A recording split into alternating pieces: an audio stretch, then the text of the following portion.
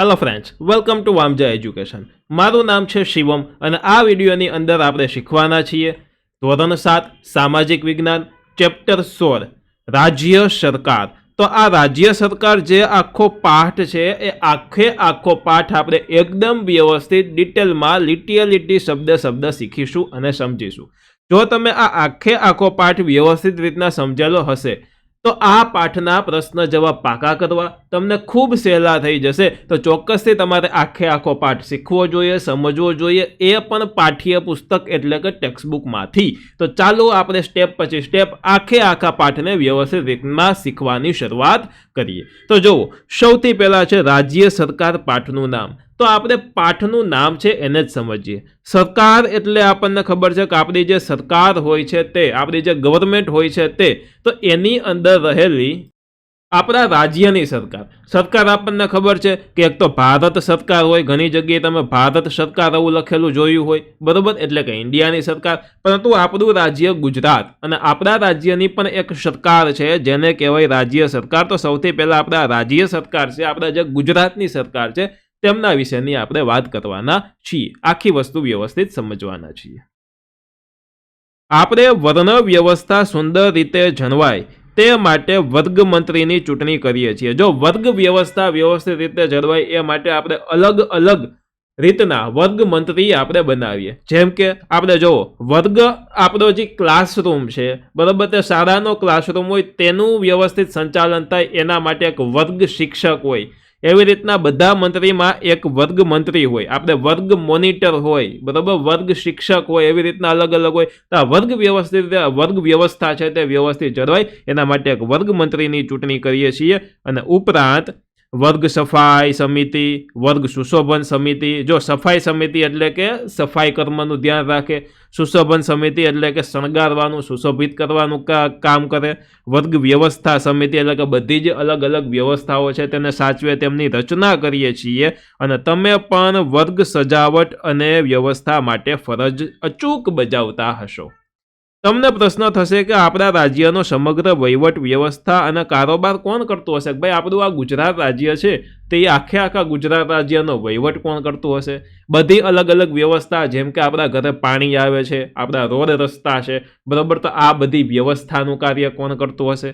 કારોબાર બધો છે, બધો પૈસાનો વહીવટ છે, કારોબાર છે, તે કોણ સંભાળતું હશે? એવો પ્રશ્ન થતો હોય તો એ બધી વસ્તુ આમાં સમજીશું. એની પહેલાં એક તમને અગત્યની માહિતી આપવાની છે કે જો તમારે બધા જ વિડીયોને સરળતાથી શોધવા છે અને તમામ વિડીયોને વ્યવસ્થિત જોવા છે તો તમારે પ્લે સ્ટોરમાંથી સૌથી પહેલાં વામજા એજ્યુકેશન એપ્લિકેશન ડાઉનલોડ કરવાની છે. તેમાં તમારે લોગિન કરશો એટલે આ ટાઈપનું કંઈક પેજ ખુલશે. આમાં સૌથી પહેલાં તમારે તમારું ધોરણ સિલેક્ટ કરી દેવાનું છે અને આ ફ્રી કોર્સિસ નામના ઓપ્શનમાં બધા જ વિષયના બધા જ ચેપ્ટરના વિડીયોઝ છે તમને મળી જશે. જેટલી વસ્તુ અવેલેબલ છે એટલી અત્યારે મૂકેલી છે. બાકીની વસ્તુ ધીમે ધીમે સ્ટેપ બાય સ્ટેપ જેમ દિવસો વીતતા જશે તેમ આની અંદર એડ થતા જશે. તો ચોક્કસથી સાવ ફ્રી છે, તમે ચોક્કસથી આમનો યુઝ કરો. તમામ પાઠ, તમામ ચેપ્ટર્સના વિડીયો અને વગેરે વસ્તુ તમે શોધી શકશો. જેની પીડીએફ ફાઇલ અવેલેબલ હશે તેની પીડીએફ ફાઇલ પણ આમની અંદર મૂકવામાં આવશે. તમારે કોઈ કોર્સ ખરીદવો છે તો આ કોર્સિસ નામના ઓપ્શનમાં જો કોર્સ અવેલેબલ હોય તો તમે તેમાંથી કોર્સ ખરીદી શકો છો. ચાલો આગળ જોઈએ. રાજ્યનો કારોબાર ચાલવાનું કામ છે એ રાજ્ય સરકાર કરે છે. આપણું રાજ્ય છે, રાજ્ય એટલે ગુજરાત, એમનો કારોબાર વ્યવસ્થિત ચાલે. આ કામ આપણું જે રાજ્ય સરકાર છે, ગુજરાત રાજ્યની સરકાર છે તે કરે છે. અને રાજ્યના મૂળભૂત હેતુઓમાં એક હેતુ કાયદો અને વ્યવસ્થાની જાળવણી દ્વારા લોકોની સુખાકારી અને સલામતી સાચવવાનો છે. આપણો જે રાજ્યનો એક મૂળભૂત હેતુ છે કે આપણા રાજ્યનો એક કાયદો છે, એક વ્યવસ્થા છે, તેના દ્વારા લોકોની સુખાકારી વધે. એટલે કે લોકો છે, જનતા છે, આપણે બધા છે, આપણે બધાને ડિસ્ટર્બન્સ ન થાય, આપણે બધા હેરાન ન થાય, આપણી સુખાકારી અને સલામતી આપણે સેફેસ્ટ અનુભવ કરીએ, સલામત અનુભવ કરીએ, બરાબર. આ સલામતી અને સુખાકારી સાચવવાનો છે. રાજ્યના લોકોનું સર્વોન્મુખી કલ્યાણ સાધીને તેમના સ્વાતંત્ર્ય અને મૂળભૂત હકોનું જતન અને સંરક્ષણ કરવાનો છે. આપણા રાજ્યના જે લોકો છે, બરાબર, એનું કલ્યાણ થાય, એનું સારું થાય, સ્વાતંત્ર્ય અને મૂળભૂત એમના હકો છે તેમનું જતન અને સંરક્ષણ થાય, એમનો હેતુ છે. જે માટે સરકારના 3 અંગો છે. સરકારના પણ અલગ અલગ અંગો હોય તો એમ તમને પ્રશ્ન પૂછે કે સરકારના કેટલા અંગો, એમાં રાજ્ય સરકારના કેટલા અંગો, તો તમારે લખવાનું 3 અંગો છે. કયા 3 અંગો છે? તો એક છે ધારાસભા, બીજો છે કારોબારી અને ત્રીજું છે ન્યાયતંત્ર. પ્રશ્ન પૂછે સરકારના અંગો કેટલા, સરકારને એવું જ પૂછશે તો છે 3 અંગો. ક્યાં 3 અંગો છે? તો ધારાસભા, કારોબારી અને ન્યાયતંત્ર. આ થયા સરકારના 3 અંગો અને ખૂબ પૂછાતો પ્રશ્ન છે અને આ ખૂબ પૂછાય એવો પ્રશ્ન છે એટલે મારે હાઇલાઇટ આને કરવો જ જોઈએ કે સરકારના કુલ 3 અંગો છે ધારાસભા, કારોબારી અને ન્યાયતંત્ર. બધાને યાદ રહી જ ગયું હોય જે આપણો વામજા એજ્યુકેશનનો વિડીયો જોતા હોય એ બધાને. તે સતત કાર્યરત રહે છે અને રાજ્યની ધારાસભા વિધાનસભા નામથી ઓળખાય છે. જો અહીંયા ધારાસભા લખ્યું છે એમાં આપણી જે ગુજરાત રાજ્યની એક ધારાસભા છે એટલે કે એક સભા છે, બરોબર. આ જે સભા છે એ વિધાનસભાના નામે ઓળખાય છે. તો તમે જ્યાં ધારાસભા શબ્દ સમજો તો એ જ વિધાનસભા અને જે વિધાનસભા શબ્દ સમજો એ જ ધારાસભા, બરોબર. તે વિધાનસભાના નામથી ઓળખાય છે. તેમનું કાર્ય રાજ્યના અસરકારક અને કાર્યક્ષમ શાસન માટે ધારા એટલે કે કાયદા ઘડવાનું હોય છે. જો ધારાસભા તો આ ધારાનો અર્થ થાય કાયદા, કાયદા ઘડે તેવી સભા એને કહેવાય ધારાસભા. ધારા એટલે કાયદા, બરોબર. તેનું કાર્ય શું છે તો કે આપણા રાજ્યના ધારા ઘડવાનું, ધારા એટલે કે કાયદા ઘડવાનું કામ હોય છે. અને જ્યારે રાજ્યની કારોબારી વિધાનસભાએ ઘડેલા કાયદાઓનો અમલ કરવાનું કાર્ય કરે છે. રાજ્યની જે કારોબારી છે, અહીંયા જો પેલા ધારાસભા હતું, આ ધારાસભાનું કામ શું છે? કાયદાઓ ઘડવાનું. પછી આ લોકોએ જે કાયદા ઘડેલા છે, ધારાસભાએ જે કાયદા ઘડેલા છે તેનું અમલ કરવાનું કામ, અમલ કરાવવાનું કામ કોણ કરે છે? કારોબારી કરે છે. એટલે કે રાજ્યની કારોબારી વિધાનસભાએ ઘડેલા કાયદાઓનો અમલ કરાવવાનું કાર્ય કરે છે. અને જો એ કાયદામાં માની લ્યો કે કોઈ ભંગ કરે, કાયદાનું ઉલ્લંઘન કરે, કાયદા પ્રમાણે ચાલે નહીં, તો એને શું થાય? તો કે એને કોર્ટમાં મોકલવામાં આવે, એના ઉપર કેસ થાય. તો એ બધી વસ્તુનું કામ ન્યાયતંત્રનું છે. લોકોને ન્યાય મળે એનું કામ ન્યાયતંત્રનું છે. અને કાયદાનો ભંગ કરનારને સજા કરવાનું કામ કોનું છે? તો કે ન્યાયતંત્રનું છે. બહુ સહેલી વસ્તુ છે, એક ગામમાં તમને સમજાઈ ગઈ હોય, બરોબર. આ લોકોને માનસિક છે કે આ બધી વસ્તુ સમજાતી નથી, પણ બહુ સહેલું છે. એકવાર તમે છેલ્લે સુધી વિડીયો જોવો બધું જ સમજાઈ જશે. સરકારના દોસ્તો કેટલા અંગ? તો કે 3 અંગો. પહેલું અંગ છે ધારાસભા, બીજું છે કારોબારી અને ત્રીજું છે ન્યાયતંત્ર. ધારાસભાનો અર્થ શું થાય? તમે શબ્દ જ સમજો. ધારા એટલે કાયદો, કાયદો ઘડે તેવી સભા એને ધારાસભા કહેવાય, જેનું બીજું નામ આપણે વિધાનસભાના નામે ઓળખીએ છીએ, બરોબર. તો પેલું થઈ ગયું ધારાસભા, એ શું કરે? તો કે કાયદો ઘડે, કાયદો ઘડવાનું કામ કરે. એના પછી આવે કારોબારી, કારોબારી શું કરે? તો કે આ લોકોએ જે કાયદો ઘડ્યો છે તેનું અમલ કરાવવાનું કામ કરે. અને માની લો કોઈ આનું અમલ નથી કરતું, કોઈ કાયદો છે એનું પાલન નથી કરતું, કાયદાનું ઉલ્લંઘન કરે છે, તો ન્યાયતંત્ર શું કરે? એ લોકોને સજા કરવાનું કામ કરે છે. તો ધારાસભા, કારોબારી અને ન્યાયતંત્ર. તમે કહો સર આટલું સહેલું તમે તો કરી દીધું. બસ એ જ મારી અને આ ચેનલની વિશેષતા છે, બરોબર. જો તમને ગમ્યું છે તો ચોક્કસથી તમારા વિડીયોને લાઇક કરી દેવાનો છે અને તમારી હાજરી આ વિડીયોની અંદર તમારે પૂરી દેવાની છે. વિડીયોને લાઇક કરીને ચોક્કસથી અત્યારે લાઇક કરી દો. લ્યો હાલો જોઈએ આગળ. જ્યારે રાજ્યની કારોબારી વિધાનસભાએ કરેલા કાયદાનો અમલ કરવાનું કાર્ય કરે છે અને કાયદાના ભંગ કરનારને સજા ન્યાયતંત્ર કરે છે. હવે આગળ જોઈએ આપણે સ્થાનિક સરકાર. કેવી સરકાર? તો કે સ્થાનિક સરકાર. સ્થાનિક એટલે કે જે અલગ અલગ સ્થાન હોય અને ત્યાં જે સરકાર હોય તે, બરોબર. એટલે ટૂંકમાં તમે હમણાં સમજી જશો કે સરકાર પણ એક સંચાલન મંડળ છે. સરકાર એક જાતનું સંચાલન કરવા માટેનું મંડળ છે.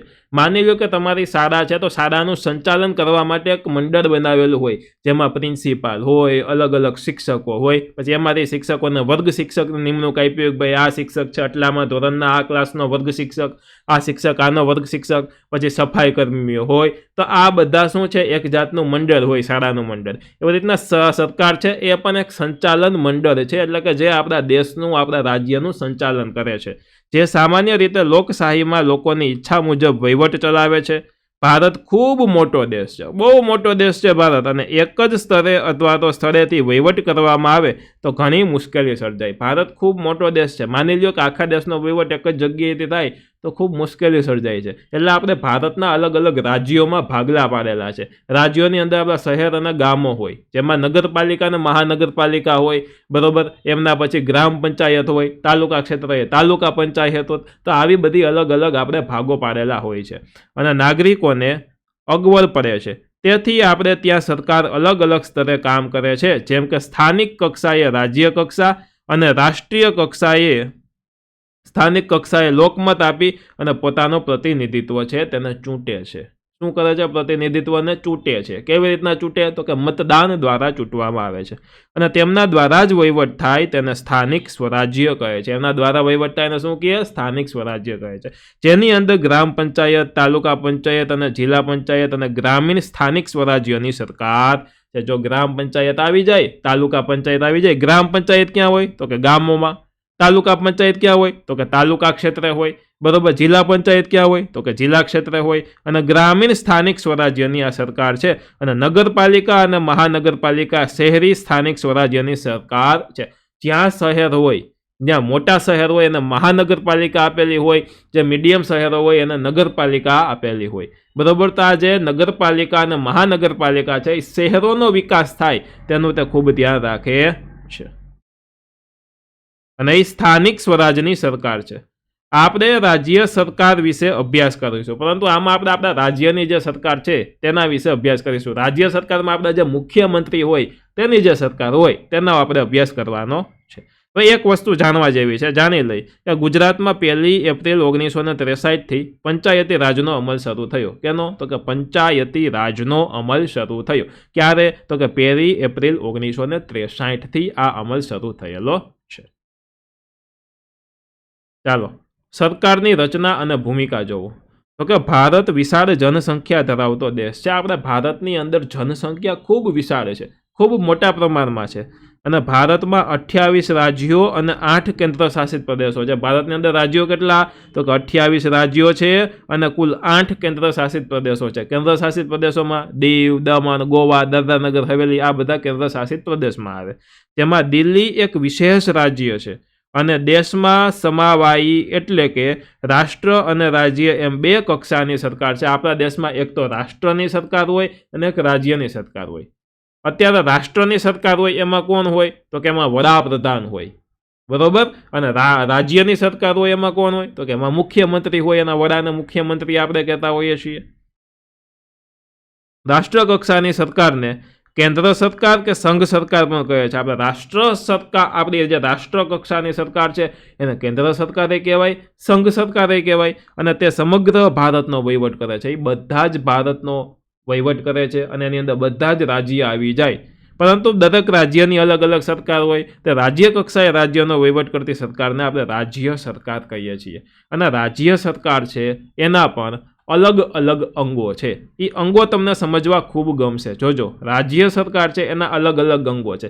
તો માની લો સૌથી ઉપર છે મુખ્યમંત્રી. મુખ્યમંત્રીની નીચે આવે મંત્રીમંડળ. આ મંત્રીમંડળની અંદર શું આવે? તો કે એક છે એ રોડ અને પરિવહન મંત્રી હોય, એક છે પાણી પુરવઠા મંત્રી હોય, તમે સમજી શકો, એક છે પ્રવાસન મંત્રી હોય, એક છે ખનિજ મંત્રી એટલે કે એમાં ખનિજ, કોલસો, પેટ્રોલ, ડીઝલ એના કોઈ મંત્રી હોય. એવી રીતના અલગ અલગ કેટલી જાતના મંત્રી હોય. એક છે સ્પોર્ટ્સ મંત્રી હોય એટલે કે રમતગમતના સંભાળતા હોય મંત્રી હોય.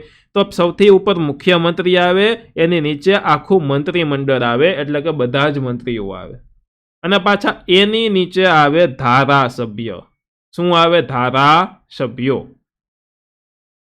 હવે જુઓ, અહીંયા તમને જે આ ચિત્ર દેખાય છે આ ગુજરાત વિધાનસભાનું ચિત્ર છે. શેનું છે?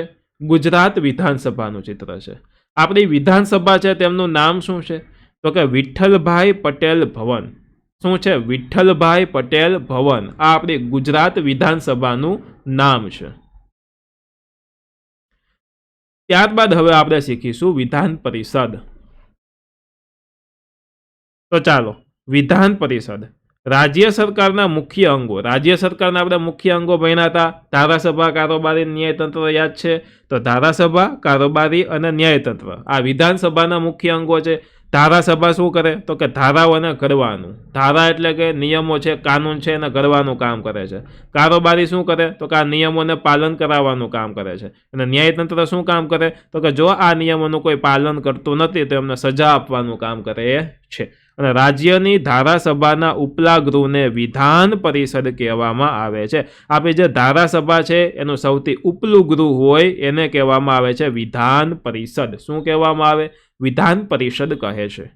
ભારતના દરેક રાજ્યને ધારાસભા છે. જો ભારતનું કોઈ પણ રાજ્ય હોય અને ધારાસભા હોય, જેમ કે બિહાર હોય, મહારાષ્ટ્ર, ઉત્તર પ્રદેશ, કર્ણાટક, તેલંગાણા, આંધ્રપ્રદેશ રાજ્યોમાં જ વિધાન પરિષદ છે.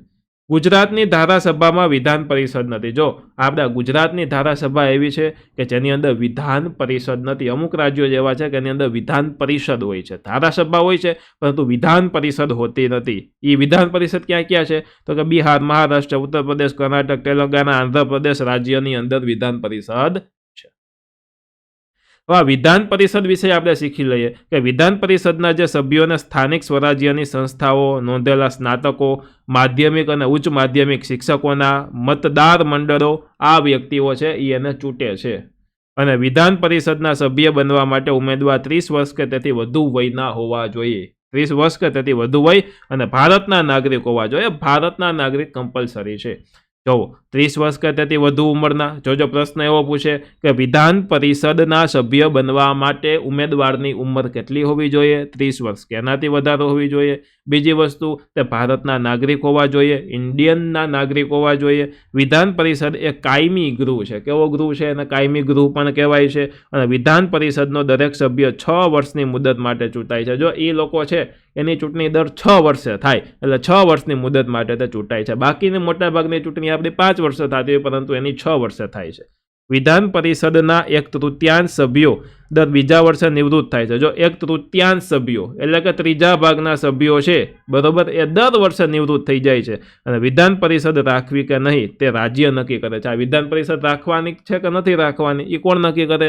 તો દરેક રાજ્ય છે તે નક્કી કરે. એટલે જ આપણા ગુજરાતની અંદર નથી, બરોબર. હવે છે વિધાનસભા.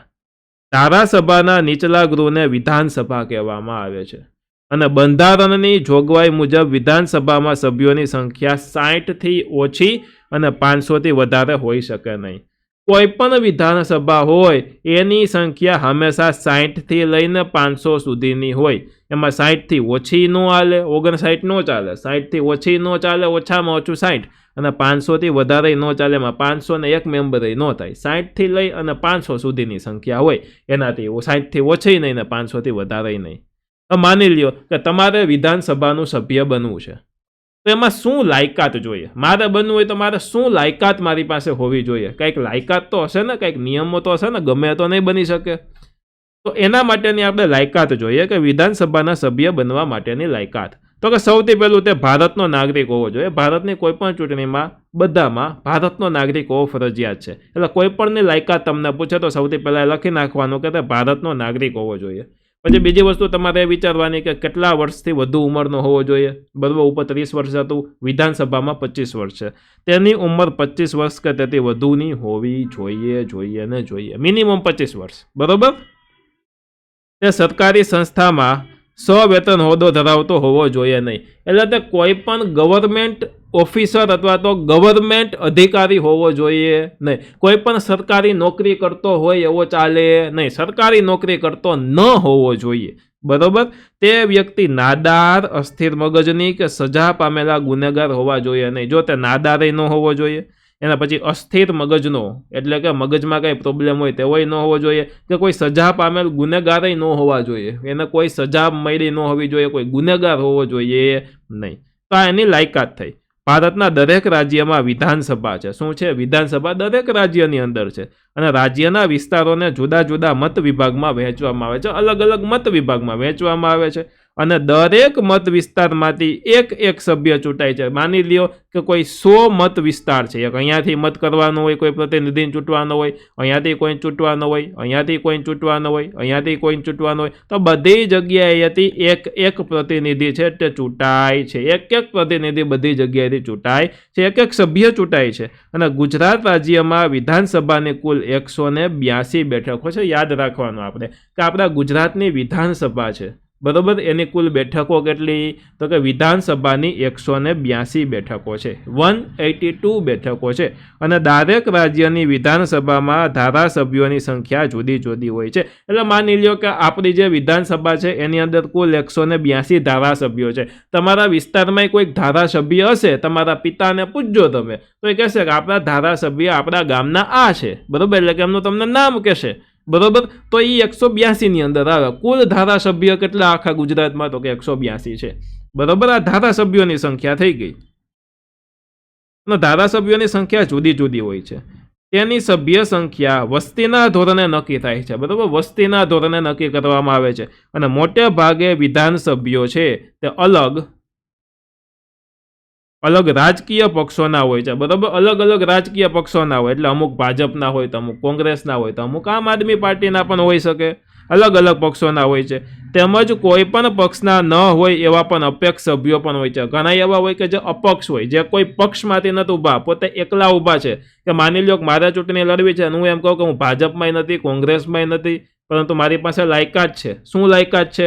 તો મારી પાસે આ બધી જ લાયકાત છે કે ભાઈ હું ભારતનો નાગરિક છું, 25 વર્ષથી વધારેની ઉંમર છે, કોઈ સરકારી નોકરી કરતો નથી, અને હું નાદારય નથી, અસ્થિર મગજનોય નથી, સજા પામેલ ગુનેગારય નથી, અને મારે ઊભું છે, મારે ચૂંટણી લડવી છે, અને મારે કોઈ કઈ પાર્ટીમાંથી નથી ઊભું, એટલે કે નથી ભાજપમાંથી ઊભું, નથી કોંગ્રેસમાંથી ઊભું, નથી આમ આદમી પાર્ટીમાંથી ઊભું, કે નથી બીજી કોઈ પાર્ટીમાંથી ઊભું, મારે એકલું ઊભું છે. તો હું ઊભી શકું, મને જાજામટ મળે લોકોથી તો હું જીતી પણ શકું, અને તો પણ હું ધારાસભ્ય છે તે થઈ શકું. બરોબર, ગુજરાતનું વિધાનસભાનું ભવન ગાંધીનગર ખાતે આવેલું છે. બરોબર, આપણું જે વિધાનસભાનું ભવન હમણાં ફોટો જોયો તો એ ક્યાં આવેલું હતું? તો કે ગાંધીનગર આવેલું છે. અને તેમનું નામ વિઠ્ઠલભાઈ પટેલ વિધાનસભા ભવન છે. એનું નામ શું છે? વિઠ્ઠલભાઈ પટેલ વિધાનસભા ભવન. આ તેમનું એક નામ થઈ ગયું. આ એમનું નામ છે. નેક્સ્ટ, ચૂંટણી. રાજ્યની વિધાનસભાના સભ્યોની સામાન્ય ચૂંટણી દર 5 વર્ષે થાય છે. દર 5 વર્ષે આ રાજ્યની વિધાનસભાના સભ્યોની ચૂંટણી આવે. એમાં વિધાનસભાના સભ્યોને વિધાનસભ્ય કે ધારાસભ્ય કહે છે. જો એમાં કોઈ વ્યક્તિ ચૂંટાય છે, કોઈ જીતે છે, તો એને આપણે ધારાસભ્ય કહીએ અથવા તો વિધાનસભ્ય તરીકે ઓળખીએ છીએ. અંગ્રેજીમાં તેઓને MLA કહેવામાં આવે, એટલે કે મેમ્બર ઓફ લેજિસ્લેટિવ એસેમ્બલી, એટલે કે MLA.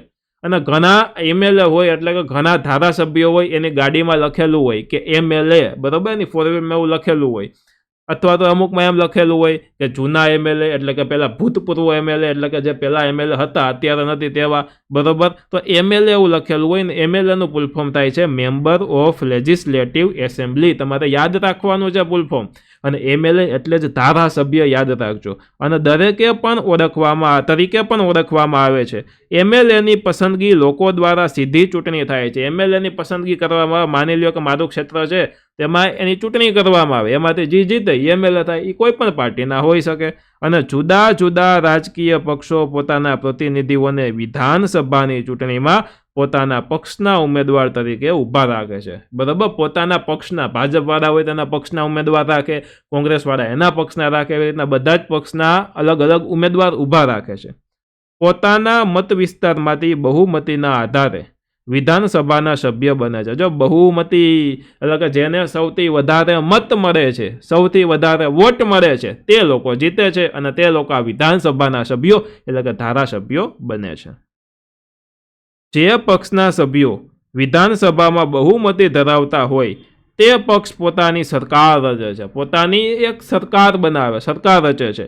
અને વિધાનસભાના સભ્ય લોકોનું પ્રતિનિધિત્વ કરે છે. આ વિધાનસભાના જે સભ્યો હોય તે લોકો છે, તેમનું પ્રતિનિધિત્વ કરે છે. એટલે કે લોકોની જે રજૂઆત હોય છે તે રજૂઆત ત્યાં કહે છે. બરાબર, એ લોકો તરફથી હોય, લોકોની કોઈ માંગણી હોય, કોઈ રજૂઆત હોય, એ બધી જ વસ્તુ છે તે સરકાર સુધી પહોંચાડવાનું કામ એમનું હોય છે. હવે આનો સમયગાળો કેટલો? માની લ્યો કે હું MLA બની જાઉં, એટલે કે ધારાસભ્ય બની જાઉં, તો હું કેટલા વર્ષ સુધી ધારાસભ્ય રહું? બરોબર, પછી મારે પાછું બનવું હોય તો પાછું ચૂંટણીમાં જીતવું પડે. તો જુઓ, વિધાનસભા કાયમી ગૃહ નથી. તો કાયમી ગૃહ નથી, તેની મુદત 5 વર્ષની હોય. 5 વર્ષની એની મુદત હોય, અને તેની મુદત પૂરી થતાં તેનું વિસર્જન થાય છે. એટલે એ લોકો MLA માંથી હટી જાય છે. પછી એને પાછું MLA બનવું હોય તો પાછી ચૂંટણી લડે, ચૂંટણી જીતે તો ફરી પાછા MLA બની શકે. એટલે કે તેનું વિસર્જન થાય છે. અને કેટલીક અસામાન્ય પરિસ્થિતિઓમાં બંધારણીય જોગવાઈ અનુસાર સરકાર ચાલી શકે એમ નથી, કે સરકારની રચના થઈ શકે એમ ન હોય, ત્યારે રાજ્યપાલની ભલામણથી રાષ્ટ્રપતિ રાજ્યમાં, જો રાજ્યપાલની ભલામણથી રાષ્ટ્રપતિ રાજ્યમાં રાષ્ટ્રપતિ શાસન લાદે છે. એટલે કે એક રાષ્ટ્રપતિનું શાસન આવી જાય. માની લો કે ક્યારેક એવું થાય કે સરકાર ચાલે એમ નથી, તો તો એનું હેન્ડલ કોણ કરે? તો જે રાષ્ટ્રપતિ હોય એ રાષ્ટ્રપતિ શાસન એની અંદર લાગુ પડી જાય છે અને તે સમય દરમિયાન રાજ્યપાલ રાજ્યનો વહીવટ સંભાળે છે. કોણ સંભાળે? જે રાજ્યપાલ છે તે રાજ્યનો વહીવટ સંભાળે. જો શાસન કોનું હોય? રાષ્ટ્રપતિનું હોય. પરંતુ રાષ્ટ્રપતિનું શાસન છે તો વહીવટ તો એકલા નથી કરી શકવાના ને, તો વહીવટ કોણ કરે છે? રાજ્યપાલ છે તે તેમનો વહીવટ, તે રાજ્યનો વહીવટ સંભાળે છે. વિધાનસભ્યો તેમનામાંથી વિધાનસભાના સરળ સંચાલન માટે અધ્યક્ષ એટલે કે સ્પીકર અને ઉપાધ્યક્ષ એટલે કે નાયબ સ્પીકરને ચૂંટી કાઢે છે. જો જે વિધાનસભ્યો હોય છે, વિધાનસભાની અંદરના જે સભ્યો હોય છે એટલે કે આપણા જે બધા ધારાસભ્યો હોય છે, બરોબર, એ વ્યવસ્થિત સંચાલન ચાલે એના માટે એક અધ્યક્ષ રાખે, અધ્યક્ષને કહેવાય સ્પીકર, અને એક બીજા ઉપાધ્યક્ષ રાખે એને કહેવાય નાયબ સ્પીકર, બરોબર. ને ચૂંટી કાઢે છે અને વિધાનસભામાં જ નાણાકીય તથા સામાન્ય ખરડાઓ રજૂ થઈ શકે છે. કોઈ નાણાકીય હોય, સામાન્ય ખરડા એટલે કે નિયમો હોય છે તે રજૂ થઈ શકે છે. ખરડાઓ વિવિધ તબક્કાઓમાંથી પસાર થઈને રાજ્યપાલની મંજૂરી માટે મોકલવામાં આવે છે. રાજ્યપાલની મંજૂરી લેવા જાય અને રાજ્યપાલની મંજૂરી મળતા ખરડો કાયદો બની જાય છે. માની લો કે હું એમ કહું કે આપણા જે રાજ્ય છે એની અંદર આ વસ્તુનો નિયમ આવવો જોઈએ, તો જો આની અંદર વિધાનસભ્યોમાં બહુમતી મળે, બરોબર, માની લો કે 10 જણા હોય તેમાંથી 6 જણા એમ કે હા હા આવવો જોઈએ, તો આ વસ્તુ પછી જાય રાજ્યપાલ પાસે અને જો રાજ્યપાલ એને મંજૂરી આપી દે કે ના તમારી વાત સાચી છે, તો એ જે ખરડો હોય, મારો જે વિચાર હતો એ શું થઈ જાય? એક કાયદો બની જાય છે. આના કાર્યો શું? તો કે વર્તમાન કાયદાઓમાં સુધારા કરવાનું કાર્ય કરે છે. અત્યારના જે કાયદા હોય એમાં કોઈ ભૂલ હોય, એમાં સુધારા કરવાની કોઈ જરૂર હોય, અમુક કાયદા છે આઉટડેટેડ થઈ ગયા હોય, જૂના થઈ ગયા હોય, તેમાં સુધારાઓ કરવા એ એનું કામ છે. એમના પછી જરૂર જણાય ત્યારે નવા કાયદાઓ કરે છે, જ્યારે જરૂર જણાય છે ત્યારે નવા કાયદા કરે છે. જૂના તથા અપ્રસ્તુત કાયદાઓને રદ કરે છે અને અંદાજપત્ર મંજૂર કરે છે અને કારોબારી પર અંકુશ રાખે છે. જે કારોબારી છે તેના ઉપર પણ એક અંકુશ રાખે છે. ત્યારબાદ આવે છે પ્રશ્નોત્તરી. પ્રશ્નોત્તરી એટલે શું? તો વિધાનસભામાં પ્રશ્નોત્તરીના સમયે કોઈ પણ વિધાનસભ્ય નિયત થયેલા વિષય પર પ્રશ્નો પૂછી શકે છે.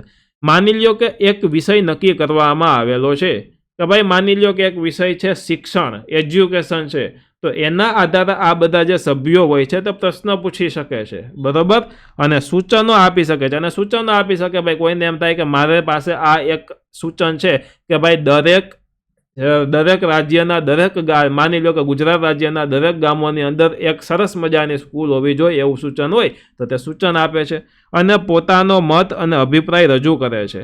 ત્યારબાદ જે તે ખાતામાંથી મંત્રી પૂછાયેલા પ્રશ્નોના ઉત્તર આપે છે. માની લ્યો કે કોઈ મારા ગામના કોઈ ધારાસભ્ય છે, બરાબર, પ્રશ્ન પૂછે કે અમારા ગામમાં સ્કૂલનું કામ, સરકારી શાળાનું કામ છેલ્લા 1.5 વર્ષથી ચાલે છે તો હજી શું કામ પૂરું નથી થયું? તો કોઈ એજ્યુકેશન મંત્રી હોય એટલે કે જે શિક્ષણ મંત્રી આપણા રાજ્યના હોય તો જવાબ આપે છે કે એનું કામ હવે ટૂંક સમયમાં પૂરું થઈ જશે, 2 મહિનામાં પૂરું થઈ જશે, એ ટાઈપના જે કંઈ જવાબ હોય તેને ખબર હોય તે જવાબ આપે છે, ઉત્તર આપે છે અને જરૂરી પગલાં લેવાઈ રહ્યા છે તેની સ્પષ્ટતાઓ રજૂ કરે છે.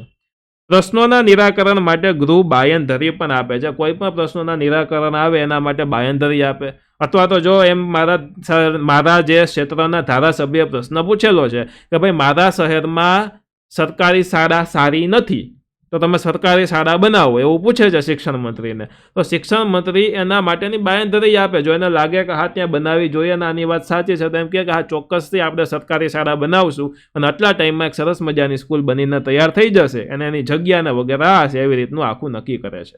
અહીંયા તમે જે ફોટો જોવો છો તો અહીંયા જે બેઠા હોય છે આને સ્પીકર કહેવાય. શું કહેવાય? સ્પીકર. કે આમાંથી અંદરના જે એકને ચૂંટેલા હોય છે, બરોબર, એ સ્પીકર છે. અને અહીંયા બધા જ ધારાસભ્યોને છે તે અહીંયા બેઠેલા તમે જોઈ શકો છો, અલગ અલગ ચેરમાં બેઠેલા છે. અને આ વિધાનસભાનું એક જાતનું પેઇન્ટિંગ છે. શેનું? તો કે વિધાનસભાનું. અને આ સભા આપણી આવી છે ક્યાં? તો કે ગાંધીનગર ખાતે આવેલી છે. શું નામ છે? તો કે વિઠ્ઠલભાઈ પટેલ ભવનની અંદર આવેલી છે. યાદ રાખજો, વિઠ્ઠલભાઈ પટેલ ભવન એમનું નામ છે. નેક્સ્ટ, વિધાનસભ્યો અધ્યક્ષના માધ્યમથી મંત્રીઓ કે મુખ્યમંત્રીને પ્રશ્ન પણ પૂછી શકે છે. મંત્રી અને મુખ્યમંત્રી હોય તેને પણ પ્રશ્ન પૂછી શકે છે.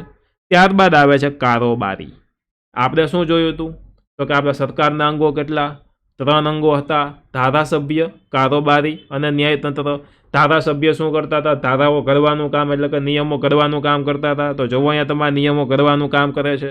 હવે આવે આ નિયમોનું પાલન કરાવનાર તંત્ર, એટલે કે નિયમોનું પાલન કરાવનાર તંત્ર હોય એને કહેવાય કારોબારી. તો રાજ્યની કારોબારી રાજ્ય સરકારનું મહત્વનું એક અંગ છે. જો આ અંગ ન હોય તો આપણું રાજ્ય વ્યવસ્થિત રીતના ચાલે નહીં. તો રાજ્યની કારોબારીમાં રાજ્યપાલ એટલે કે ગવર્નર, મુખ્યમંત્રી અને મંત્રીમંડળનો સમાવેશ થાય છે. અને આ મંત્રીઓ નિયંત્રણ અને માર્ગદર્શન હેઠળ કામ કરતા વહીવટી અધિકારીઓનો સમાવેશ પણ કારોબારીની અંદર થાય છે. જેમાં મંત્રીમંડળને રાજકીય કારોબારી અને વહીવટી અધિકારીઓને વહીવટી કારોબારી કહેવામાં આવે છે. જો કોઈ મંત્રીમંડળ હોય એ મંત્રી ક્યાંના છે તો કે રાજ્યના છે, રાજકીય છે, તો એને રાજકીય કારોબારી કહે. કોઈક વહીવટ કરતા અધિકારી હોય કે જે વહીવટ કરે છે, માની લો કે મારા શહેરનો શિક્ષણનો વહીવટ આ વ્યક્તિ કરે છે, એજ્યુકેશનનો, બરોબર, એવા કોઈ ઓફિસર છે, તો એને વહીવટી કારોબારી કહેવામાં આવે છે. હવે આ કારોબારી છે ને કાર્યો શું, તો કે એના કંઈક કાર્યો હોય ને, કામ તો હોય ને. તો વિધાનસભાએ કરેલા કાયદાઓનો અમલ કરાવે છે. જે વિધાનસભાએ કાયદા કરેલા છે તેનું લોકો પાસે અમલ કરાવવાનું કામ હોય છે.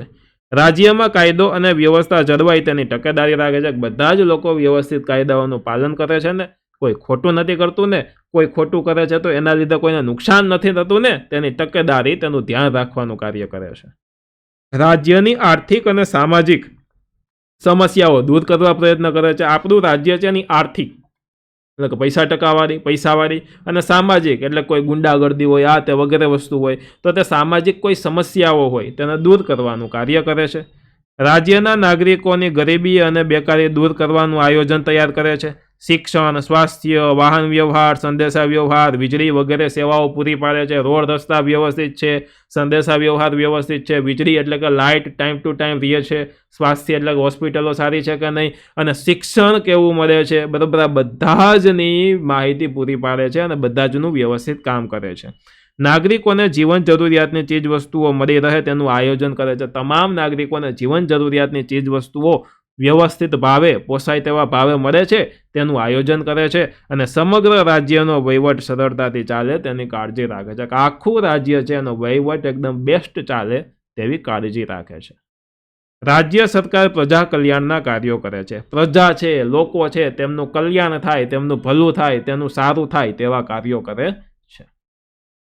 એમના પછી આવે રાજ્યપાલ. આ રાજ્યપાલને ગવર્નર કહેવાય. પ્રશ્ન પૂછે કે ગવર્નર કોને કહેવામાં આવે છે, તો રાજ્યપાલને ગવર્નર કહેવામાં આવે છે, યાદ રાખજો. તો ભારતના દરેક રાજ્યમાં રાજ્યપાલ હોય છે. દરેક રાજ્ય હોય અને દરેક રાજ્યના રાજ્યપાલ હોય છે. કોણ હોય છે, તો કે રાજ્યપાલ હોય છે. અને તેઓ રાજ્યના બંધારણીય વડા છે. રાજ્ય છે એના બંધારણના એક જાતના વડા એટલે કે મુખિયા છે, બરાબર. કોના, તો કે બંધારણના. આપણા રાજ્યનું બંધારણ હોય એ બંધારણના તે વડા છે, મુખિયા છે. તેઓ રાજ્યની કારોબારીના પણ વડા છે. જે રાજ્યની કારોબારી છે તેના પણ મુખિયા, એના પણ વડા છે. અને તેમની નિમણૂક દેશના રાષ્ટ્રપતિ વડાપ્રધાનની સલાહ મુજબ 5 વર્ષ માટે કરે છે. આની નિમણૂક કોણ કરે, તો કે ચૂંટણીથી એની નિમણૂક ન થાય, એમની નિમણૂક થાય આપણા રાષ્ટ્રપતિ હોય ને, એ આ વડાપ્રધાન પાસેથી સલાહ લઈ અને એમની નિમણૂક કરે છે. અને કેટલા વર્ષ માટે, તો કે 5 વર્ષ માટે કરે છે. રાજ્યનો બધો જ વહીવટ તેમના નામથી થાય છે. આખા રાજ્યનો બધો વહીવટ એના નામ નીચે થાય, એના નામથી થાય. અને 35 વર્ષ કે તેથી વધુ વયનો ભારતનો નાગરિક રાજ્યપાલના હોદ્દા માટે લાયક ગણાય છે. રાજ્યપાલ બનવું હોય તો મિનિમમ 35 વર્ષના તો હોવા જોઈએ. કેટલા વર્ષના, તો કે 35 વર્ષના તો હોવા જ જોઈએ. હવે જુઓ રાજ્યપાલના કાર્યો. તો કે રાજ્યની વિધાનસભાના બહુમતી ધરાવતા પક્ષના નેતાની મુખ્યમંત્રી તરીકેની નિમણૂક કરે છે. કોની, તો કે મુખ્યમંત્રી તરીકેની. જો રાજ્ય છે, બરોબર, એનું વિધાનસભાની બહુમતી ધરાવતું કોઈ પક્ષ હોય, માની લ્યો કે ગુજરાત રાજ્ય છે તેમાં સૌથી વધુ મત માની લ્યો કે આ એ પક્ષને હોય, એ નામના પક્ષને હોય, તો આમાંથી કોઈ એકની રચના કરે અને એને કહેવાય મુખ્યમંત્રી. જેમ કે અત્યારે આપણા મુખ્યમંત્રી ભૂપેન્દ્રભાઈ પટેલ છે, બરોબર, તો એક મુખ્યમંત્રીની રચના કરેલું નિમણૂક કરે છે, નક્કી કરે છે. મુખ્યમંત્રીની સલાહ પ્રમાણે પ્રધાનમંડળના પ્રધાનોની નિમણૂક કરાય છે. મુખ્યમંત્રીની સલાહ પ્રમાણે અલગ અલગ પ્રધાનમંડળો હોય અને એમના પ્રધાનોની નિમણૂક કરાય. જેમ કે પાણી પુરવઠામાં હોય તો એનો એક મંત્રી અલગ હોય, બરાબર, એમના પછી શિક્ષણના કોઈ અલગ હોય, એવી રીતના બધાના અલગ અલગ એક મંત્રીની નિમણૂક કરવામાં આવે છે. વિધાનસભાની બેઠકો બોલાવે છે અને જરૂર પડે વિધાનસભાને વિખેરી નાખવાની સત્તા પણ ધરાવે છે. જો વિધાનસભાની બેઠકોય બોલાવે, જરૂર પડે ત્યારે તેને વિખેરી નાખે. અને રાજ્યપાલ છે તે જરૂર પડીએ વટ હુકમ પણ બહાર પાડે છે. રાજ્યના એડવોકેટ જનરલ અને રાજ્યના જાહેર સેવા આયોગના અધ્યક્ષ વગેરેની નિમણૂક પણ તે કરે છે. જે એડવોકેટ જનરલ છે તેની, એના પછી જાહેર સેવા આયોગ હોય તેના અધ્યક્ષની, બરાબર, એની પણ તેઓ નિમણૂક કરે છે. વિધાનસભાએ પસાર કરેલા ખરડા પર સહી કરી અને ખરડાને કાયદાનું સ્વરૂપ આપે છે. વિધાનસભા હોય એને પસાર કરેલો કોઈ ખરડો છે, બરાબર, હજી કાયદો બનેલો નથી, પેલા ખરડો હોય, જો એ પાસ થાય, એમાં સહી કરી દઈએ તો એ કાયદો બની જાય, તેને કાયદાનું સ્વરૂપ આપે છે. તેઓ તટસ્થ અને નિષ્પક્ષ રહી અને રાજ્યના વહીવટનું ધ્યાન રાખે છે. તટસ્થ રહીએ, બધા એના માટે એક સમાન હોય છે. તટસ્થ રહીએ, નિષ્પક્ષ રહે અને રાજ્યનું વહીવટ સારું ચાલે તેનું તે ધ્યાન રાખે છે. લોકોની સુખાકારી વધે, રાજ્યનું વહીવટ સારું ચાલે એના માટેનું તે ધ્યાન રાખતા હોય છે. એમના પછી આવે છે મુખ્યમંત્રી. આ મુખ્યમંત્રીને આપણે સીએમ કહેતા હોય. સીએમ એટલે કે ચીફ મિનિસ્ટર, સી એટલે ચીફ, એમ એટલે કે મિનિસ્ટર, ચીફ મિનિસ્ટર એટલે કે મુખ્યમંત્રી. તો કે રાજ્યપાલ વિધાનસભામાં બહુમતી ધરાવતા પક્ષના નેતાની નિમણૂક મુખ્યમંત્રી તરીકે કરે છે. કોની કરે છે? રાજ્યપાલ હોય ને, એક વિધાનસભા છે, એની અંદર બહુમતી ધરાવતો કોઈ પક્ષ છે, એટલે કે જેને સૌથી વધારે વોટ મળેલા છે તેવો કોઈ પક્ષ છે, તેમાંથી એક મુખ્યમંત્રીની તેઓ પસંદગી કરે છે. ઓકે. રાજ્યપાલની મોટાભાગની સત્તાઓ મુખ્યમંત્રી અને તેમનું મંત્રીમંડળ ભોગવે છે. કોણ? મોટાભાગની સત્તા મુખ્યમંત્રી અને એનું જે મંત્રીમંડળ છે તે ભોગવે છે. મુખ્યમંત્રી અને તેમના મંત્રીમંડળનું કાર્યાલય નવા સચિવાલય સ્વર્ણિમ ભવન, બરાબર, જે નવું સચિવાલય બનેલું છે જેમનું નામ છે સ્વર્ણિમ ભવન, જે ગાંધીનગરમાં છે ત્યાં છે. અને મંત્રીમંડળમાં 3 કક્ષાના મંત્રી હોય. જો 3 કક્ષાના મંત્રી હોય. પેલું છે કેબિનેટ કક્ષાના મંત્રીઓ, બીજું છે રાજ્ય કક્ષાના મંત્રી અને પછી છે નાયબ કક્ષાના મંત્રી. તો પ્રશ્ન પૂછે કે મંત્રીમંડળમાં કેટલી કક્ષાના મંત્રી હોય? તો કે 3 કક્ષાના મંત્રી હોય. એમાં પેલું છે કેબિનેટ કક્ષાના, બીજું છે રાજ્ય કક્ષાના અને ત્રીજું છે નાયબ કક્ષાના મંત્રીઓ હોય. હવે આ મુખ્યમંત્રી છે, આપણા જે સીએમ છે, તો એનું કાર્ય શું? એને કેવા પ્રકારના કાર્યો કરવાના હોય છે? તો મુખ્યમંત્રીના કાર્યો, તો મંત્રીમંડળની બેઠકો બોલાવે, તો એ બેઠકો બોલાવે બધા મંત્રીમંડળની. દરેક મંત્રીના કાર્યો પર તે દેખરેખ રાખે. બધા જ મંત્રી છે તે સરખું કાર્ય કરે છે ને, તેના ઉપર તે દેખરેખ રાખે. જરૂર પડીએ મંત્રીઓને માર્ગદર્શન પણ પૂરું પાડે. કોઈ મંત્રીને માની લો માર્ગદર્શનની જરૂર છે તો તે પણ તે પૂરું પાડે છે. એના પછી મંત્રીમંડળને લીધેલા નિર્ણયની જાણકારી રાજ્યપાલને આપે છે. કોઈ મંત્રીમંડળે કોઈ નિર્ણય લીધો છે તો એની જાણકારી તે રાજ્યપાલ સુધી લઈ જાય, એને આપે. અને મંત્રીમંડળના મંત્રીઓને જુદા જુદા વહીવટી ખાતાઓમાં વહેંચણી કરે છે. અલગ અલગ વહીવટી ખાતા બનાવે. પાણી પુરવઠું ખાતું આપણે જોયું હતું, બરાબર, ત્યારબાદ શિક્ષણ ખાતું, સમાચાર ખાતું, એવી રીતના અલગ અલગ વહીવટી ખાતાઓમાં વહેંચણી કરે છે. જરૂર પડીએ મંત્રીમંડળની પુનઃરચના કરે છે. એટલે કે જ્યારે જરૂર પડે ત્યારે ફરી પાછી, એટલે કે પુનઃ મંત્રીમંડળની છે તે રચના કરવામાં આવે છે. વિધાનસભામાં નાના મંત્રી પાસે રાજ્યનું અંદાજપત્ર છે રજૂ કરાવે છે, બરાબર. નાના મંત્રી હોય એની પાસે એક અંદાજપત્ર રજૂ કરાવે. રાજ્યના નાગરિકોના કલ્યાણ, સુખાકારી અને વિકાસ માટે સતત કાર્યશીલ રહે છે. જો રાજ્યના આપણે નાગરિકો હોય તો આપણું નાગરિકોનું કલ્યાણ થાય, સુખાકારી થાય, એમનો વિકાસ થાય, તેના માટે તે કાર્યશીલ રહે છે, એટલે કે કાર્ય કરતા રહે છે. તેઓ સરકારની નીતિઓના ઉદ્ઘોષક, પથદર્શક અને સુકાની તરીકે ફરજો બજાવે છે. જે સરકારની નીતિ છે, બરાબર, તેને પાલન કરનારા હોય છે, તેને લોકો સુધી લઈ જનારા હોય છે. અને રાજ્ય સરકારના અમુક કાર્યો જોઈએ તો કાર્યો જોઈ લઈ કે ભારતમાં સમવાય તંત્રની શાસન વ્યવસ્થા છે. કેવા? તો કે સમવાય તંત્ર તમે ગણી શકો. એટલે કે રાજ્ય સરકાર અને કેન્દ્ર સરકાર વચ્ચે કાર્યનું વિભાજન કરવામાં આવે છે. જો અમુક કાર્ય હોય તે રાજ્ય સરકાર કરે, અમુક કાર્ય હોય કેન્દ્ર સરકાર કરે. રાજ્ય સરકાર ને કેન્દ્ર સરકાર એટલે શું? તો હવે તમને ખબર હોવી જોઈએ. રાજ્ય સરકાર એટલે કે આપણા ગુજરાતની જે સરકાર હોય, કેન્દ્ર સરકાર એટલે આપણે ભારત સરકાર હોય તે. તો અમુક કાર્ય છે તે આપણી ગુજરાત સરકાર કરે અને અમુક કાર્ય છે એ ભારત સરકાર કરે. તેમાં એને વહેંચી લીધેલું હોય છે કાર્યને, અને કાર્યનું વિભાજન કરવામાં આવ્યું છે. અને રાજ્ય સરકારનું કાર્ય છે તે પોતાની રાજ્ય પૂરતું મર્યાદિત છે. કોઈ રાજ્ય સરકાર હોય, માની લો કે ગુજરાત રાજ્યની જે સરકાર છે તેનું કાર્ય ગુજરાત માટે જ મર્યાદિત છે. પછી તે મહારાષ્ટ્રમાં કે બીજા કોઈ અન્ય કેરાલા, કર્ણાટક એ રાજ્યોની અંદર દખલ અંદાજ કરે નહીં, ન્યાય કોઈ કાર્યો કરવા જાય નહીં, એના ખાલી ગુજરાતનું કાર્ય કરવાનું હોય છે. અને જ્યારે કેન્દ્ર સરકારનું કાર્ય છે, કાર્યક્ષેત્ર એ પૂર્ણ દેશને આવરી લે છે. કેન્દ્ર સરકાર હોય એ આખા દેશનું કાર્ય કરે છે, તમામ રાજ્યોનું તે કાર્ય કરે છે. અને દેશ સરકાર અને રાજ્ય સરકાર વચ્ચે તેમના કાર્યક્ષેત્રને લગતો મહત્વનો એક ભેદ છે. કેન્દ્ર અને રાજ્યોને સોંપાયેલા કાર્યો અને સત્તાઓનું વિભાજન 3 યાદીમાં કરવામાં આવ્યું છે. કેટલી? તો કે 3 યાદીમાં કરવામાં આવેલું છે. પહેલી છે સંઘ યાદી, બીજું છે રાજ્ય યાદી અને ત્રીજું છે સંયુક્ત યાદી. તો આ 3 યાદીની અંદર કરવામાં આવેલું છે. હવે અહીંયા આપણું આ પીળા કલરનું બોક્સ તમે જોઈ રહ્યા છો. આટલું જાણો, જે બોક્સમાં ઉપર આટલું જાણો લખેલું છે તે માત્ર જાણકારી માટેનું છે. જેને એક્ઝામ સાથે કોઈ લેવા દેવા નથી, તેના પ્રશ્નો કોઈ પરીક્ષામાં તમને પૂછવામાં આવશે નહીં. એટલે આપણે વચ્ચે એ સમજીને ડિસ્ટર્બ થશું નહીં. લોકશાહીમાં રાજ્ય સરકારનું મુખ્ય કાર્ય એ લોક કલ્યાણ કરવાનું છે. આપણી જે લોકશાહી શાસન વ્યવસ્થા છે, લોકો સાથે, લોકો વડે, લોકોથી, લોકો માટે ચાલતી જે સરકાર, બરોબર, એ જે લોકશાહી સરકાર છે એનું મુખ્ય કાર્ય શું? તો કે લોક કલ્યાણ, લોકોનું ભલું થાય કરવાનું આ કાર્ય છે. અને રાજ્યના લોકોની પાયાની જરૂરિયાતો વીજળી, પાકા રસ્તા, પીવાનું શુદ્ધ પાણી, સ્વાસ્થ્યને લગતા તમામ કાર્યો કરે છે. જો રાજ્ય સરકારની મેઇન મુખ્ય પાયાની અમુક જરૂરિયાતો હોય ને, એમાં એક તો વીજળી એટલે કે લાઇટ વ્યવસ્થિત બધા પાસે પહોંચવી જોઈએ. પછી પાકા રસ્તા એટલે કે વ્યવસ્થિત સારા રસ્તા હોવા જોઈએ. બધા જ ને પીવાનું શુદ્ધ પાણી મળવું જોઈએ, કારણ કે કોઈ પણ વ્યક્તિને જીવન ટકાવી રાખવા માટે પાણીની અત્યંત આવશ્યકતા હોય છે. તો બધા જ ને પીવાનું શુદ્ધ પાણી મળવું જોઈએ. દરેક લોકોના સ્વાસ્થ્ય બરોબર સારા રહેવા જોઈએ. આના સિવાય શિક્ષણનું પણ કાર્ય કરે છે.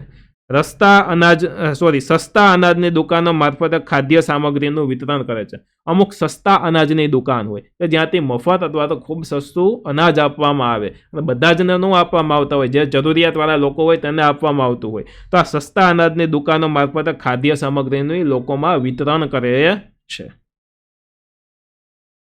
પૂર, અતિવૃષ્ટિ, દુષ્કાળ, ધરતીકંપ, વાવાઝોડું વગેરે કુદરતી આફતો વેળાએ લોકોને સહાય પૂરી પાડે છે. માની લો કોઈ કુદરતી આફત આવે છે તો ત્યારે લોકોને હેલ્પ પૂરી પાડે. ન્યાયની વ્યવસ્થા, વાહન વ્યવહાર, શિક્ષણ સંસ્થાઓ, હોસ્પિટલો વગેરેની તે સુવિધા પૂરી પાડે છે. રાજ્યમાં કાયદો, શાંતિ અને વ્યવસ્થા જળવાઈ રહે તે માટે અત્યંત અગત્યની ભૂમિકા છે તે ભજવે છે. હવે એમના પછી આવે આપણા રાજ્યનું ન્યાયતંત્ર.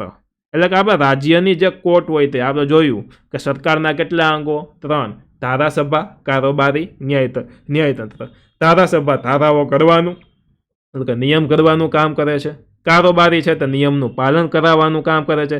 માની લો કોઈ તે નિયમનું પાલન કરતો નથી તો એને સજા આપવાનું કામ ન્યાયતંત્ર કરે છે. તો હવે આપણે શીખીશું ન્યાયતંત્ર. તો રાજ્યનું ન્યાયતંત્ર. ભારતના દરેક રાજ્યોને વડી અદાલત છે. કેવી એક અદાલત હોય છે, કોર્ટ હોય છે, અને આ રાજ્યને કહેવાય, આ જે અદાલતને કહેવાય વડી અદાલત કહેવાય.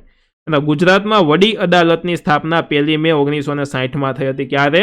તો કે 1 મે 1960માં ગુજરાતની વડી અદાલતની સ્થાપના થઈ હતી. ગુજરાતની વડી અદાલત અમદાવાદમાં આવેલી છે અને વડી અદાલતના મુખ્ય ન્યાયાધીશની નિમણૂક રાષ્ટ્રપતિ સર્વોચ્ચ અદાલતના ન્યાયાધીશની સલાહ મુજબ કરે છે. જો આ વડી અદાલતના ન્યાયાધીશની નિમણૂક કોણ કરે છે? તો કે રાષ્ટ્રપતિ કરે છે. હવે રાષ્ટ્રપતિ કોની સલાહ પ્રમાણે કરે છે? કે જે સર્વોચ્ચ અદાલત હોય, સર્વોચ્ચ અદાલત હોય આપણા દેશની જે મુખ્ય અદાલત હોય એને કહેવાય સર્વોચ્ચ અદાલત. વડી અદાલત એટલે કે આપણા રાજ્યની જે મુખ્ય અદાલત હોય એને કહેવાય વડી અદાલત. તો આજે આપણા દેશની સર્વોચ્ચ અદાલત છે તેના જે ન્યાયાધીશ છે તેની સલાહ પ્રમાણે રાષ્ટ્રપતિ છે તેમની નિમણૂક કરે છે. હવે એના કાર્યો શું? તો કે નાગરિકના હકોનું રક્ષણ અને જતન કરવાનું, કે લોકોના જે હક છે તેનું રક્ષણ કરે, તેનું જતન કરે. નાગરિકની અપીલનો નિકાલ કરવાનો. કોઈ નાગરિક એમ કહે છે કે સરકાર દ્વારા ખોટું કરવામાં આવ્યું છે અથવા તો બીજા કોઈ વ્યક્તિ દ્વારા મારી સાથે ખોટું કરવામાં આવેલું છે તો તેનું તપાસ કરે અને તપાસ કરી અને સાચો કાયદો કરે છે. સાચો કાયદો કરે છે, સાચી વસ્તુ એ રજૂ કરે છે, કોણ સાચું કોણ ખોટું. દીવાની કે ફોજદારી દાવાઓના ચુકાદા સામે અપીલો સાંભળે છે. કોઈ દીવાની અથવા તો ફોજદારી બરોબર જે દાવાઓ છે એની જે અપીલો, લોકોની વાત છે તે સાંભળે છે. કાયદાના વ્યવસ્થાનું રક્ષણ કરે છે કે કાયદાનું વ્યવસ્થા છે તે સરકાર કરે છે કે નહીં, લોકો કરે છે કે નહીં, તે બધા જનું તે રક્ષણ કરે છે. વડી અદાલત નજીરી અદાલત તરીકે પણ ફરજો બજાવે છે. જાહેર હિતની અરજીઓનો નિકાલ કરે છે. જાહેર હિત એટલે કે લોકોનું હિત થાય તેવી અરજીઓનો તે નિકાલ કરે છે. અને અહીંયા તમે આ ફોટો જોવો છો, ગુજરાતની વડી અદાલતનો ફોટો છે. આ વસ્તુ છે તે માત્ર ને માત્ર જાણકારી માટેની છે, તો અત્યારે આપણે જોશું નહીં. આગળ જોઈએ. આરોગ્યનો અર્થ શું થાય? હવે જો આપણે આ જોઈ લીધું, ધારાસભા, કારોબારી, ન્યાયતંત્ર જોઈ લીધું, કેવી રીતના ન્યાય ચાલે, એ બધી વસ્તુ જોઈ લીધું, પરંતુ એક મહત્વનું પહેલું છે આરોગ્ય. લોકો છે એનું આરોગ્ય, લોકોની તંદુરસ્તી છે એ ખૂબ સારી રહેવી જોઈએ. અને જો લોકો તંદુરસ્ત હશે, બરાબર, તો જ સમાજ, તો જ દેશ, તો જ દુનિયા છે એ સુરક્ષિત રહેશે અને વ્યવસ્થિત ચાલશે. તો આરોગ્યનો અર્થ શું? તો કે આરોગ્યને સ્વાસ્થ્ય કે તંદુરસ્તી કહે છે. આરોગ્ય એટલે કે શારીરિક, માનસિક અને સામાજિક અને આધ્યાત્મિક ક્ષેમ કુશળતા એટલે કે સુખાકારીની સંપૂર્ણ અવસ્થા તે છે. આરોગ્ય એટલે ફક્ત રોગોની ગેરહાજરી કે શારીરિક દુર્બળતા નહીં, રોગોની ગેરહાજરી અને શારીરિક દુર્બળતા નહીં, પરંતુ આરોગ્ય એ શારીરિક ક્ષેમ કુશળતાની સિદ્ધિ છે. જો આરોગ્ય છે એ લોકોની માનસિક, શારીરિક અને સામાજિક, આધ્યાત્મને લગતું, બરોબર, એ બધી જ જાતની સુખાકારી છે. વ્યક્તિનું કૌટુંબિક અને સામાજિક જીવન ઉત્તમ બને તે માટે સૌથી પહેલાં તેમનું સ્વાસ્થ્ય સારું રહે તે મહત્વનું છે. તંદુરસ્ત લોકો રહે તે મહત્વનું છે. અને તંદુરસ્ત માનવ સંસાધનથી જ રાષ્ટ્રનો સર્વાંગી વિકાસ થાય છે. જો માનવ, આપણે જોયું આગલા પાઠમાં કે માનવ એક જાતનું સંસાધન છે, તો આ જે મનુષ્ય છે એ તંદુરસ્ત હશે, એટલે કે આ માનવ સંસાધન છે તે તંદુરસ્ત હશે તો જ આપણા રાષ્ટ્રનો સર્વાંગી વિકાસ થશે. કારણ કે લોકો જ તંદુરસ્ત નહીં હોય તો કોઈ દી રાષ્ટ્રનો વિકાસ થાય ન થાય. નેક્સ્ટ, જાહેર સ્વાસ્થ્ય સેવાઓ. આપણા લોકોની માટે એક સ્વાસ્થ્ય સેવાઓ અમુક હોય, જેમ કે આપણે 108 હોય છે, આપણે ગવર્મેન્ટ હોસ્પિટલો આપણા શહેરમાં કે આપણા ગામની અંદર આવેલી હોય છે, તો આને કહેવાય જાહેર સ્વાસ્થ્ય સેવાઓ. જાહેર આરોગ્ય કેન્દ્રો, પ્રાથમિક સારવાર કેન્દ્રો જેને કહેવાય PHC, પ્રાથમિક સારવાર કેન્દ્રો એટલે કે PHC. ગ્રામીણ ક્ષેત્રોમાં આરોગ્ય પેટા કેન્દ્રો, મોટા શહેરોમાં આવેલી સિવિલ હોસ્પિટલ, બાળકો માટે જુદા જુદા પ્રકારની રસીકરણ કાર્યક્રમો, રસીકરણ એટલે કે વેક્સિન આપે, સ્વચ્છતા અભિયાન. આ રસીકરણમાં પોલિયોના ટીપા પાતા હોય, તમને ખ્યાલ હોય, બરાબર, જેથી કરીને પોલિયો નામનો રોગ ન થાય, તો એના માટેની જે આ રસીકરણ કાર્યક્રમો, પીવાના શુદ્ધ પાણીની પ્રાપ્તિ, પર્યાવરણને જતનના કાર્યક્રમો, આપણું પર્યાવરણ છે તે સારું રહે, પ્રદૂષણ મુક્ત રહે તેવા કાર્યો, કૌટુંબ કલ્યાણના કાર્યક્રમો દ્વારા જાહેર સ્વાસ્થ્ય સેવાઓ રાષ્ટ્રના નાગરિકોને પૂરી પાડવામાં આવે છે.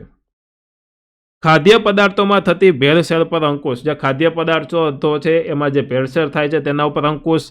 એના પછી નશીલી દવાઓ પર નિયંત્રણ, જીવલેણ રોગો સામે રક્ષણ અને તેના નિવારણના ઉપાયોના કારણે લોકોની સુખાકારી છે તે વધે છે, લોકો ખુશ રહે છે, લોકોની સુખાકારી વધે છે.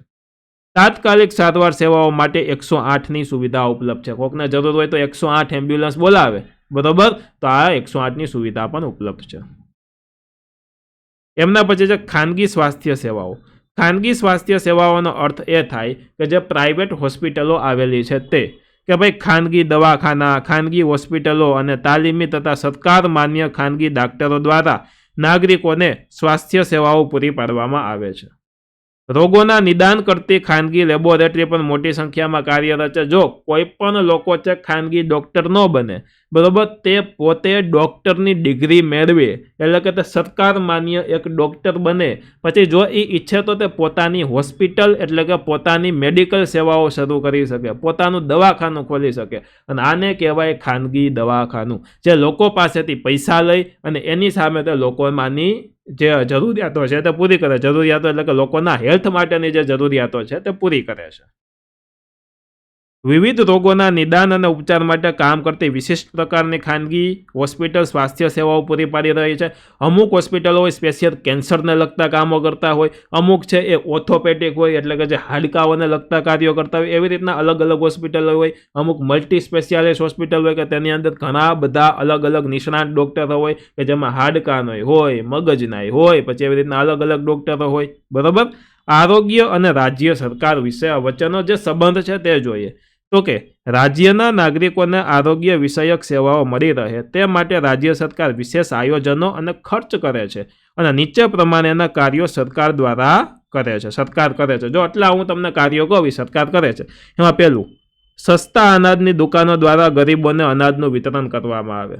એમના પછી ઓરી, અછબડા, પોલિયો વગેરે રોગોના નિયંત્રણ માટે રસીકરણ એટલે કે વેક્સિન આપવામાં આવે, જેમ કે પોલિયોના ટીપા પાવવામાં આવતા હોય તેમ. એના પછી દારૂબંધી, ખાદ્ય પદાર્થોમાં થતી ભેળસેળ પર નિયંત્રણ રાખે. તાત્કાલિક સેવાઓ માટે 108ની યોજના, સ્વચ્છતા અભિયાન અને શૌચાલય યોજનાનું સંચાલન કરે છે, જન ઔષધિ કેન્દ્રો મારફતે સામાન્ય દવાઓનું સસ્તા દરે વિતરણ કરે છે, જે દવાઓ એનું સસ્તા દરે એટલે કે સસ્તા ભાવે વિતરણ કરે છે, મલેરિયા, કમળો, કોઢ, અંધત્વ, મધુપ્રેમ, ક્ષય, કેન્સર વગેરે રોગો પર નિયંત્રણ લાવવા આરોગ્ય સેવાઓનું તે આયોજન કરે છે. આરોગ્યની જે સેવાઓ છે તેનું પણ તે આયોજન કરે છે. ત્યારબાદ જોઈએ આરોગ્ય અને સરકાર. તો કે રાષ્ટ્રના નાગરિકોનું સ્વાસ્થ્ય જળવાઈ રહે તે માટેનું આયોજન અને સંચાલન રાજ્ય સરકાર અને કેન્દ્ર સરકાર કરે છે. એમાં રાજ્ય સરકારની અમુક યોજના છે અને અમુક કેન્દ્ર સરકારની યોજના છે. રાજ્ય સરકાર એટલે આપણા ગુજરાત પૂરતી જ એ યોજના હોય, ગુજરાતના લોકોને જ આ યોજનાનો લાભ બને, અને કેન્દ્ર સરકારની જે યોજના હોય તો આખા ઇન્ડિયાને, આખા ભારતને એક સરખો એમનો લાભ મળે. બરોબર. તો જુઓ, રાજ્ય સરકારની યોજના જોઈ લઈ તો મુખ્યમંત્રી અમૃતમ મા યોજના એક છે, સારા આરોગ્ય કાર્યક્રમો છે, મિશન બલમ સુખમ, એમના પછી મમતા સખી યોજના, જનની સુરક્ષા યોજના, જનની શિશુ સુરક્ષા કાર્યક્રમ, ચિરંજીવી યોજના, બાલ સખા યોજના, ખિલખિલા ડ્રોપબેક યોજના. બરોબર, આ બધી યોજના આપણા રાજ્ય સરકારની છે. કેન્દ્ર સરકારની યોજના જોઈ લઈએ તો પ્રધાનમંત્રી જન આરોગ્ય યોજના છે, પછી રાષ્ટ્રીય રક્તપિત્ત નિર્મૂલન કાર્યક્રમ છે, પ્રધાનમંત્રી સુરક્ષિત માતૃત્વ અભિયાન છે, પર્યાવરણ જતનના કાર્યક્રમો, રાષ્ટ્રીય પરિવાર યોજના, અટલ સ્નેહ યોજના, શૌચાલય અને સ્વચ્છતા અભિયાન, આયુષ્યમાન ભારત યોજના 2018માં બનેલી. બરાબર. તો અલગ અલગ યોજના છે. તમે પ્રધાનમંત્રી જન ઔષધિ કેન્દ્રો તમે જોયા હશે, એ આ પ્રધાનમંત્રી જન આરોગ્ય યોજનાની અંદર આવે છે કે જ્યાં સસ્તા ભાવમાં દવાઓ આપવામાં આવે છે. એમના પછી એક નામ હતું ખિલખિલા ડ્રોપબેક યોજના. બરોબર. તો બાળક જન્મે એ દરેક કુટુંબમાં ખુશીનો અવસર છે. કોઈ બાળક જન્મે છે તો દરેક કુટુંબમાં ખુશી મળે. બરોબર. તંદુરસ્ત માતા અને તંદુરસ્ત બાળક ઘરે પરત પહોંચે તો કુટુંબ માટે હર્ષોલ્લાસનો પ્રસંગ છે. આથી હવે સરકારી સંસ્થામાં માતા અને નવજાત શિશુની પ્રસૂતિ બાદ માની લો કે કોઈ સરકારી જગ્યાએ, સરકારી સંસ્થામાં કોઈક બાળકનો જન્મ થાય છે તો તે બાળક અને તેમની માતાને ઘરે મૂકવા માટે એક આવી વેન આવે, 108 જેવી જ એક વેન હોય, પરંતુ આમનું નામ છે ખિલખિલાટ. એક એમ્બ્યુલન્સ હોય, એક વેન હોય, આમનું નામ છે ખિલખિલાટ. બરોબર. તો આ એક ખિલખિલાટ ડ્રોપબેક યોજના છે. સરકારી સંસ્થામાંથી ઘરે મૂકવા જવા ખિલખિલાટ વાહન દ્વારા નવી જ વ્યવસ્થા કરવામાં આવી છે.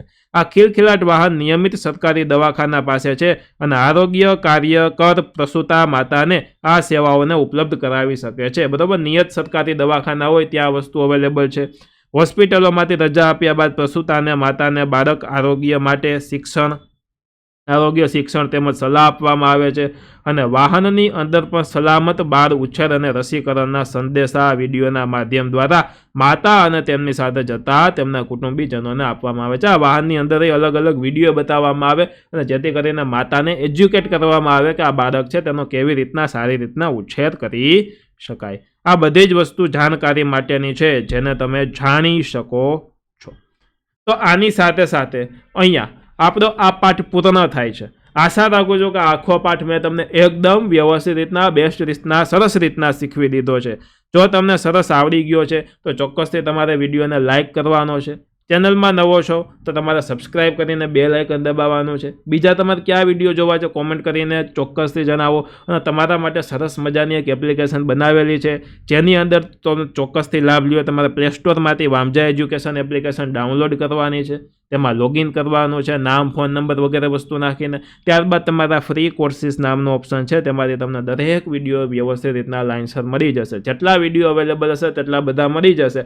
જે અવેલેબલ અત્યારે નથી તે ધીમે ધીમે મુકાતા જશે યુટ્યુબમાં, અને પછી તેમની અંદર તમને મળી જશે. તો આખો 7મા ધોરણનો કોર્સ આપણે યુટ્યુબમાં પૂરો કરવાનો છે, પરંતુ એના માટે સૌથી મહત્વની વસ્તુ છે તમારો સાથ અને સહકાર. તમે જો સાથ આપશો, સહકાર આપશો, દરેક વિડીયોને લાઇક કરશો, સરસ મજાની હું મોટિવેટ થાવ તેવી કોમેન્ટ કરશો, તો ચોક્કસથી આ વસ્તુ શક્ય બનશે. તો ચોક્કસથી આ બધી વસ્તુ કરજો. અને હું શિવમ વામજા, તમારો પ્રિય શિક્ષક, આ વસ્તુ કરવામાં ખૂબ મહેનત કરીશ અને ખૂબ સાથે મળી અને તમે આપણે એજ્યુકેશનમાં કામ કરીશું. એટલે કે હું ભણાવીશ અને તમને ખૂબ સારું ભણવા મળશે. મળીએ છીએ આપણે નેક્સ્ટ વિડીયો સાથે. ત્યાં સુધી ધન્યવાદ.